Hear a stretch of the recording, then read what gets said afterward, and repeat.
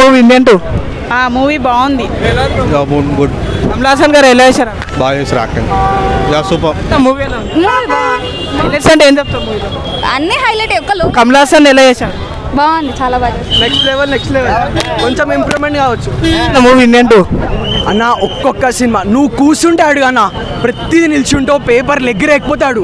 Pure cinema, climax, interval మస్తుంది. కమల్ హాసన్ గారు ఎలా చేశారన్న? చాలా బాగుంది అన్న. ఇండియన్ 2 నిజంగా మొన్న కల్కిలో ఏ రేంజ్ కమల్ హాసన్ గారు కనిపించారో ఆ రేంజ్లో ఉన్నాడు మళ్ళీ భారతీయ 2.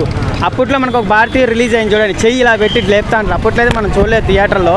థియేటర్ ఎక్స్పీరియన్స్ చేసే కమల్ హాసన్ గారు నిజంగా నట విశ్వరూపం చూడాలి. మొన్న విక్రమ్తో చూపించాడు, నిన్న కల్కితో చూపించాడు, ఇప్పుడు భారతీయ 2, నెక్స్ట్ గేమ్ చేంజర్. ఏం చేయబోతాడో అసలు అర్థం కావట్లేదు శంకర్ గారు.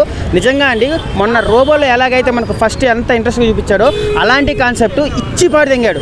నిజంగా చెప్తాను, అసలు అవతారాలు హైలైట్ కాదు, స్టోరీ హైలైట్. మనకు అప్పట్లో భారతీయ నేను టీవీలో చూశాను, మంచి కాన్సెప్ట్. నిజంగా విజువల్స్ పరంగా శంకర్ గారి డైరెక్షన్ అంటే నిజంగా శంకర్ గారి, ఒక రాజమౌళి గారి తర్వాత శంకరా లేదా రాజమౌళి తెలియకుండా మంచి కాన్సెప్ట్ తీసుకున్నారండి. నిజంగా మస్ట్ వాచ్ మూవీ. సిద్ధార్థ్ గారిది అంతా ఏమంత పెద్దగా ఏం లేదు, కానీ కమల్ హాసన్ గారు ఆ అవతారాలు చూస్తూ ఉంటే మొన్న కల్కిలో ఎలా అయితే ఒళ్ళు జలకరించిందో అలా ఉన్నాయి ఒక్కొక్క సీను. నిజంగా చెప్తున్నా, శంకర్ గారు 1000 కోట్లు కొడతారు. కల్కి రికార్డులు బ్రేక్ చేసినా కూడా చేస్తాడేమో. సినిమా మస్ట్ వాచ్ అండి.